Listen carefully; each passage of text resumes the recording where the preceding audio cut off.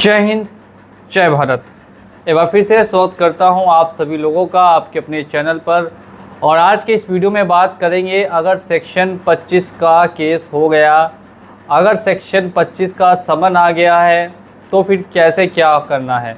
काफ़ी लोगों के मन में ये डाउट होता है कि अगर हमें कोर्ट से नोटिस आ गया तो फिर आगे का प्रोसेस क्या क्या हो सकता है, कितने पैसे लगते हैं और कैसे कैसे आप उस केस को वापस कर सकते हैं। पूरा प्रोसेस मैं स्टेप बाय स्टेप गाइड करने वाला हूं, तो ध्यान से इस वीडियो को देखिएगा। जैसे कि कंपनियां हैं, कुछ कंपनी को नाम मैं बता रहा हूं।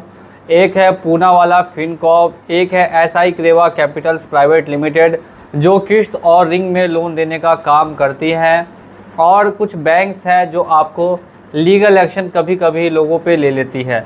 जब आप लोन को डिफ़ॉल्ट करते हैं तो लोन को डिफ़ॉल्ट करने के 90 दिनों बाद आपकी अगर पेमेंट नहीं होती है तो फिर आपके अकाउंट को एनपीए में भेज दिया जाता है। जब आपका अकाउंट एनपीए हो जाएगा, अकाउंट एनपीए होने के बाद आपको डिमांड नोटिस, रिकॉल नोटिस वगैरह देखने के लिए मिलेगी। डिमांड नोटिस भी आएगी, रिकॉल नोटिस आएगी, सेक्शन 25 की नोटिस आएगी। और फिर जब 6 से 7 महीने कंप्लीट हो जाए या फिर साल से 1.5 साल कंप्लीट हो जाता है तो कुछ कंपनियां केसेस कर देती है। अब इस केस अगर आपके ऊपर हो चुका है या फिर अगर इन फ्यूचर में हुआ तो फिर कैसे आपको आगे का प्रोसेस करना होगा। ध्यान से मेरा ये वीडियो देखिएगा, ऐसा वीडियो आपको दोबारा यूट्यूब पे नहीं मिलेगा और काफ़ी इन्फॉर्मेशन वाला ये वीडियो है। मैं एग्ज़ाम्पल लेके खुद का बता देता हूँ कि मेरा 1 लाख रुपये का लोन डिफ़ॉल्ट चल रहा है पूनावाला फिनकॉर्प से, और पूनावाला फिनकॉर्प ने मेरे ऊपर सेक्शन 25 का केस कर दिया। अब नोटिस आया है तो सबसे पहला जो नोटिस मुझे आएगा वो प्री कॉग्निजेंस का नोटिस आएगा। अब प्री कॉग्निजेंस में ये डिसाइड किया जाता है, अगर आप उस डेट पर जाते हैं 1 नवंबर को, मैं मान लेता हूँ 1 नवंबर को मेरी डेट है, प्री कॉग्निजेंस नोटिस की डेट है, और मैं वहाँ जाकर कोर्ट में ये प्रूफ कर देता हूँ कि आखिर मैंने किन किन कारणों की वजह से लोन को डिफ़ॉल्ट किया था और मैं आने वाले कितने टाइम में लोन को क्लोज़ कर दूंगा। अगर ये चीज़ मैं वहाँ जाकर प्रूफ कर दूं तो फिर जो आपका केस है वो आगे नहीं होगा, वो विड्रॉ हो जाएगा। प्री कॉग्निजेंस नोटिस में ऐसा चांस मिलता है कि आप अपनी तरफ से जाकर वहाँ अपना पक्ष रख सकते हैं, बता सकते हैं जज के सामने कि क्या क्या प्रॉब्लम्स आई थी, क्या आपने फेस किया है, किस वजह से आपका लोन डिफ़ॉल्ट हुआ है, कितने टाइम में आप लोन क्लोज़ कर सकते हैं। अगर जज को लगेगा ठीक है, इन बेसिस पे आपकी बातें सही है, तो फिर आपके केस को वापस कर लिया जाएगा। अब समझते हैं कि जो लोग प्री कॉग्निजेंस नोटिस में नहीं जा पाते या उन्होंने प्री कॉग्निजेंस नोटिस को भी इग्नोर कर दिया तो फिर आगे का प्रोसेस क्या होगा। देखिए, प्री कॉग्निजेंस नोटिस में अगर आप नहीं गए या फिर आप नहीं जा पाते हैं तो आगे का प्रोसेस सिंपल है कि नेक्स्ट आपको सीधे एक समन आएगा। अब 1 नवंबर की डेट में प्री कॉग्निजेंस का अगर नोटिस आया है तो ज़्यादातर 2 महीने के आसपास में फिर आपको देखने के लिए मिलेगा, जनवरी के आसपास का कोई समन आपको भेज दिया जाएगा। अब समन में क्या होना है वो समझिए।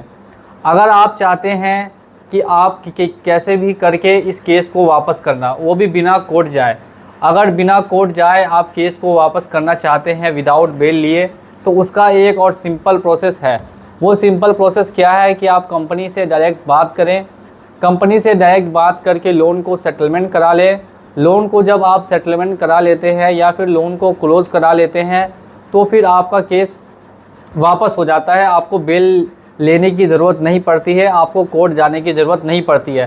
काफ़ी लोग ये जानकारी आपको नहीं देते हैं, खुल के नहीं बताते हैं कि अगर आप अपना लोन क्लोज़ करा लेंगे, अगर अपना लोन सेटलमेंट करा लेंगे तो फिर आपको कोर्ट जाने की ज़रूरत नहीं पड़ेगी। आपका केस नेक्स्ट डेट पे वो कंपनी वाले विड्रॉ कर लेते हैं। ठीक है, इस चीज़ का आपको ध्यान रखना है कि अगर बिना आपको कोर्ट जाए अपने केस को वापस कराना है तो उसका सिंपल प्रोसेस यही है कि आपको पैसा दे के सेटलमेंट कराना होगा। सिंपल प्रोसेस है। अब मैं समझता हूँ कि काफ़ी लोग जो सेटलमेंट नहीं करा पाए और उनकी फ़र्स्ट डेट आ गई और वो फर्स्ट डेट पे भी नहीं गए और ना ही उनके बिहाफ में कोई वहाँ पे प्रेजेंट हो पाया, तो फिर ऐसी कंडीशन में आपको सेकंड मौका मिलेगा, दूसरा मौका मिलेगा, दूसरा समन आएगा। और ये सेकंड एंड लास्ट समन होता है, इस पे आपको जाना काफ़ी ज़्यादा इम्पॉर्टेंट होती है। अब इस समन को भी आपने मिस कर दिया, यहाँ भी आप नहीं गए। अब मान लेता हूँ फरवरी में दूसरा समन आया मुझे और मैं उस समन पे भी नहीं जा पाया और वो भी मैंने इग्नोर कर दिया, तो ऐसे में अब क्या होगा कि समन नहीं आएगा, ऐसे में नेक्स्ट आपके ऊपर वारंट आ जाएगा या मेरे ऊपर वो वारंट आ जाएगा। अगर मेरा लोन है तो वारंट आ जाएगा। अब वारंट की कंडीशन में क्या होता है वो समझिए। वारंट तो भेजने के लिए कोर्ट से निकल जाता है, लेकिन जब पुलिस वालों के पास आता है, उनको पता है बड़ा मामला नहीं है, तो वो आपके घर आएंगे, आपको 1000-2000 रुपये का डिमांड करते हैं कि 1000-2000 रुपये देने के लिए, और फिर वारंट की कॉपी आपको दे देंगे और बोलेंगे अब आप इस डेट में कोर्ट में चले जाइएगा। वो आपको लेकर नहीं जाएंगे कोर्ट, वो इतना खर्च नहीं है करेंगे कि वो वहाँ से आपको वहाँ लेकर जाएं। तो आपको 1000-2000 रुपये लेके वो पुलिस वाले छोड़ देते हैं और बोलते हैं नेक्स्ट डेट पर आपको जाना होगा, आप नेक्स्ट डेट पे चले जाइए, या फिर लोन को सेटलमेंट करा लीजिए तो आपका केस विड्रॉ हो जाएगा, आपको वहाँ जाना नहीं पड़ेगा। अब ऐसी कंडीशन समझते हैं जिनको जाना है, जिनको अपनी बेल करानी है, जिनके ऊपर केस हो गया है, उनका क्या प्रोसेस है ये भी जानना काफ़ी इम्पोर्टेंट है। अगर आप जाते हैं कोर्ट में, अगर वहाँ पे जाएंगे, अगर जाकर आप एक डेट पे गए तो आप चाहे तो फर्स्ट डेट पे ही बेल कर सकते हैं अपनी, जो फर्स्ट समन आया है। अगर आप सेकंड समन पे जाते हैं तो उस समय भी अपनी बेल करा सकते हैं। अगर आपको लोन क्लोज करने में बहुत लंबा समय लगने वाला है, 1.5-2 साल का समय लगने वाला है, तो फिर आप बेल के लिए जा सकते हैं। अब ऐसे में क्या होता है कि आपको एक बेल की बॉन्ड फीस होती है, वो वहाँ जमा करानी पड़ती है। जज आपको बताएगा कि वो फ़ीस कितनी रहेगी, 7000, 8000, 9000, 10000, जो भी फ़ीस रहेगी आपके लोन के ऊपर डिपेंड करती है। आप वो फ़ीस वहाँ सिक्योरिटी मनी के तौर पे जमा कर देंगे तो आपको फिर बेल मिल जाएगी। अब बेल एक बार आपको ग्रांट हो गई तो अब उसके बाद आप जब चाहे तब आप सेटलमेंट कराएं।